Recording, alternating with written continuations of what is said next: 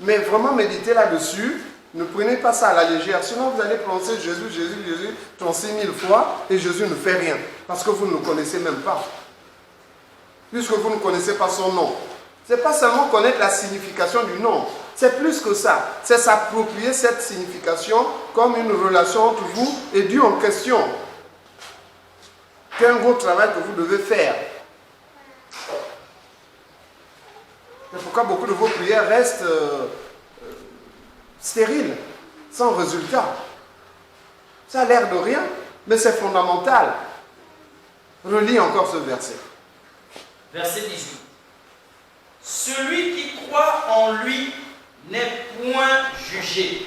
Celui qui croit en lui en tant que sauveur n'est plus jugé. La mort n'est plus pour lui. La condamnation n'est plus pour lui.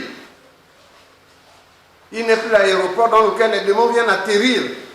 Il n'est plus le comptoir de tous les trafics. Oui. Mais celui qui ne croit pas est déjà jugé. Celui qui ne croit pas se condamne lui-même.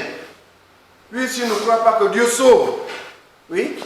Parce qu'il n'a pas cru au nom du Fils unique de Dieu. Voilà.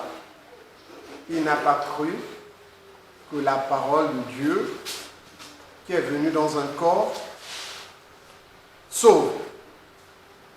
Que Dieu est venu personnellement le sauver, lui, chacun d'entre nous. C'est pourquoi il reste dans la malédiction.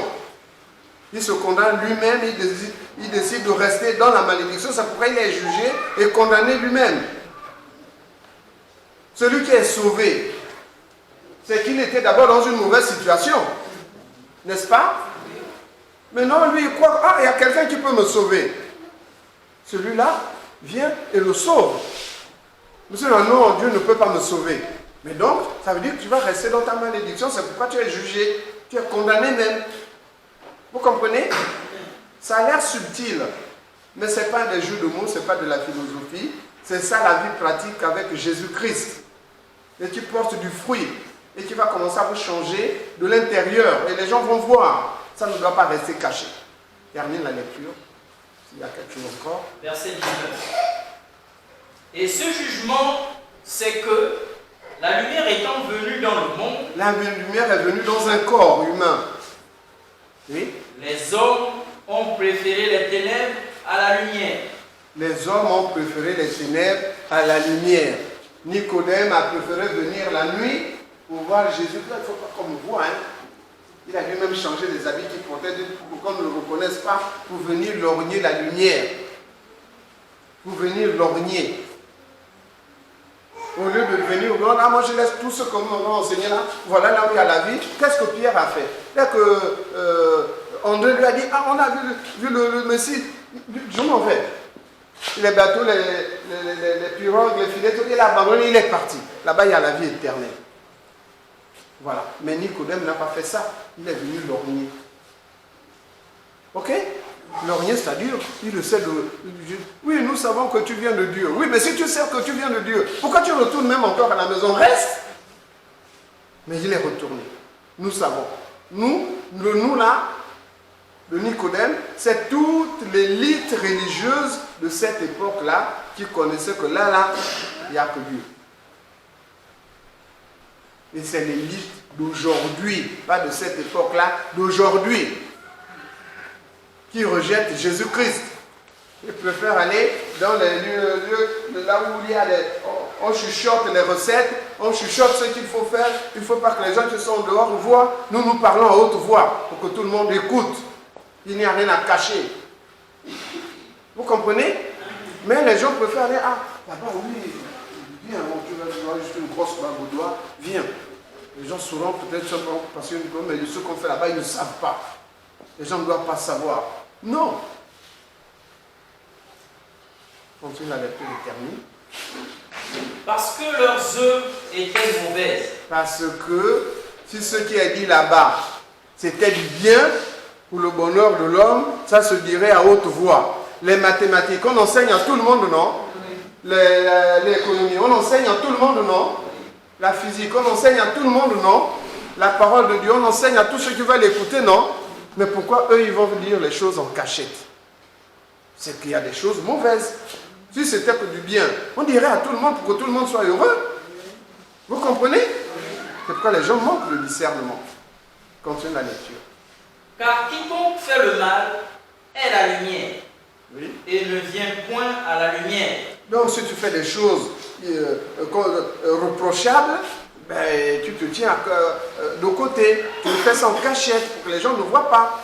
Oui. De peur que ses œuvres ne soient dévoilées. Mais celui qui agit selon la vérité vient à la lumière, afin que ses œuvres soient manifestées parce qu'elles sont faites en Dieu. Après cela, Jésus, accompagné de ses disciples, On va s'arrêter pour aujourd'hui. Écoutez ce que Nicodème a entendu le jour-là. Écoutez ce que Nicodème a entendu ce jour-là. Ici, ce que tu fais, tu le fais en cachette. Ce que tu caches, tu ne veux pas que les gens connaissent. Parce que c'est pas bon. Mais si c'était vraiment quelque chose de bien, tu montrerais aux gens. Ou ne fût-ce que pour que les gens t'apprécient. Sinon pour que tu les aides. Mais Nicodème, le jour-là, il est retourné chez lui, il n'est pas retourné chez lui. Est-ce qu'il est resté avec Jésus-Christ? Voilà. C'est semblable à ceux qui écoutent la parole de Dieu une seule fois et puis ils disparaissent. Sans raison valable. Vous comprenez? En fait, il y a beaucoup à dire. Mais je ne veux pas vous culpabiliser. Le Seigneur ne nous a pas envoyés pour ça. C'est simplement pour vous encourager à vous attacher à la parole de Dieu. Les Nicodèmes là existent encore. Et parfois même, ils existent encore en nous. Les Nicodèmes là. Quand est-ce qu'ils existent en nous? Ah, aujourd'hui je ne vais pas à l'église. Je suis trop fatigué. Et puis, tu restes là. Mais qu'est-ce que tu vas faire à l'église d'abord? Ce n'est pas pour écouter la parole de Dieu. Ce n'est pas pour mieux connaître Jésus-Christ. Ce n'est pas pour qu'il t'enlève la fatigue là. Mais tu peux faire ça avec ta petite fatigue. Et...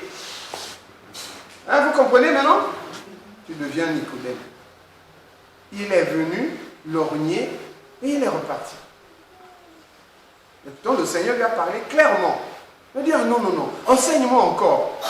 Moi, je veux naître de nouveau. Comment je dois faire? Rien. C'est semblable à ceux qui viennent dans les églises, ils écoutent la parole de Dieu et ne s'y attachent pas.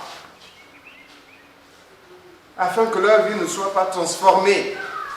Or, on écoute la parole de Dieu, c'est pour accéder à la vie éternelle. Et cette vie éternelle nécessite que nous soyons changés de l'intérieur, que le cœur soit transformé, afin que cette vie-là commence à naître en nous et à devenir manifeste. Nous-mêmes, nous constatons maintenant des changements.